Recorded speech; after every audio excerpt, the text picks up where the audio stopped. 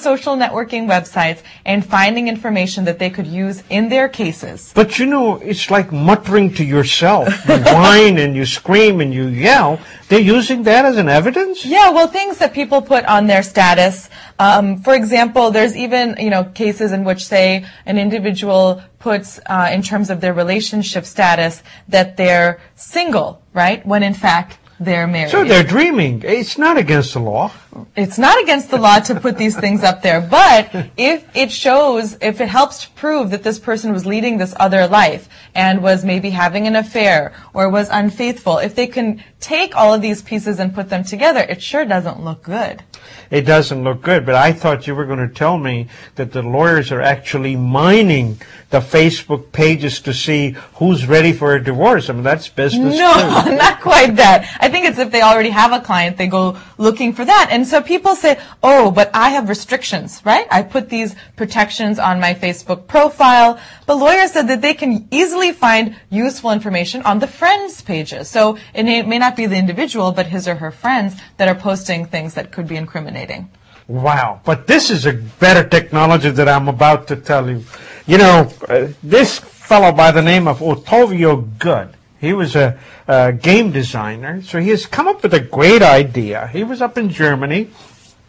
All the signs were in German language. Mm-hmm. Of course, he did not know how to read it. You can't go online to, figure out what's the name of this particular street because it's expensive. Mm-hmm. Roaming charges are expensive. So he thought of this idea and he said, boom, I'm going to do this. Right now, he's got an app only in Spanish language at this time that if you had a Spanish menu, mm-hmm. you can put your cell phone on it mm-hmm. with the camera side, mm-hmm. or you press the button, and you will see that Spanish sign will flicker, and after a minute, you can see what it means in English. You can go to a Mexican restaurant or a Spanish restaurant from now on. You don't have to ask the waiter, what is this? You do your camera, and of course, it's only $10 for a language. He's working on many other languages, and of course, it'll be within a year or 2 or 3. But I thought this was a great idea. It's a small technology, but wonderful to use. Because, now I think at the very least you could type in the word in Spanish and try and get like Google Translate or something like that. Yeah. But that's still an extra effort, right, to sit there and type on your phone. In this case, it's just as simple as putting the camera. Yes. And that image can be translated. Image can change right away, Yeah. I mean, it's like magic, it's just like fax machine. So remember, if this thing, take it out to the world, that means you can be almost in any corner of the world in the next few years. Language will never be a barrier. Well, it's interesting because there are still definitely cultural differences. Even if you look at eliminating some of the confusion that comes with not knowing the language where you're traveling, there still may be things that you did not anticipate in terms of the culture. And there's this article I saw on BBC that caught my eye because it was this kind of cross-cultural conflict in which an Australian designer, a swimwear designer, used images of the Hindu goddess Lakshmi on her swimwear, on the garments, and this was in an Australian fashion show. Well, both. Oh, wow. Including, the bottom. So there's an image of a holy figure on swimwear in sort of less than appropriate positions, I guess you could say.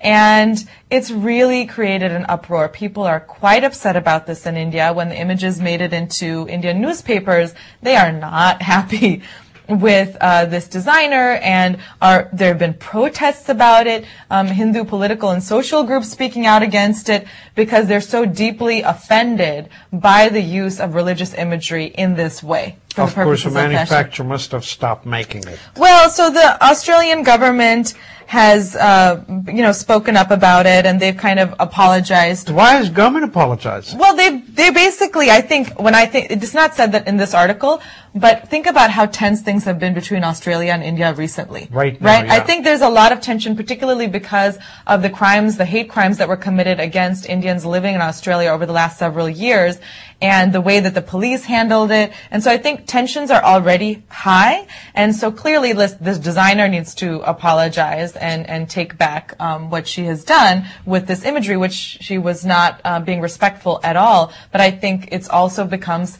political when it comes to the point where people are protesting on the street. Then all of a sudden the politicians do have to pay attention. Yeah, you do have to pay attention, and I hope Indian government also pays attention, because there are protests right here in the United States of America about this OCI card and about the visa. I mean, these guys are asking for a passport that expires 30 years ago. And if you don't bring that 30-year-old passport, we're going to fine you. We're going to do this. 135 people went on a hunger strike, folks, all over the country. Hunger strike. Wow. Here in this country, unheard of. Protesting the Indian government and how they're treating overseas citizens Overseas of India. Indians. It is amazing what they're doing, but they don't do it to the any other foreign national. Only Indian foreign nationals. And it is really pathetic. The pictures that you see in which they are requesting, that we be treated well, that we have given you money, at least the best you can do is let us know what our status is. There are people that apply 6 months. 6 months later, they still don't know what's happening with them. And there are emergency trips people have to make. They can't make it. There needs to be a certain solution. India is getting a bad reputation. Look at it. Civil nuclear deal. It was America who helped them get on the table. And sure enough, they're not dealing with Americans. They have actually made sure American companies cannot compete because the insurance requirement is so high, none of the companies are going to compete. That's what's happening with the airplanes. They had the defense purchase agreement with France, not with America. Boeing is sitting there going boing, boing, boing, because it's gone. Orders are going somewhere else. So America is a great partner. They want to do things for India. But India needs to show that they want to do things for us, I mean, it can't be a one-way relationship where you just take, don't give. We've been hearing a lot about the millennial generation, right? The young generation that is redefining the way that we work and the way that we see work-life balance. And it was a very interesting piece I read in Washington Post called Not Your Mother's Ambition, specifically looking at young millennial women, or Generation Y, whatever you want to call this generation, that are in their teens and 20s right now. And it's about a new book by Selena Rezvani. The book is called The Next Generation of Women Leaders, What You Need to Lead But Won't Learn in Business School.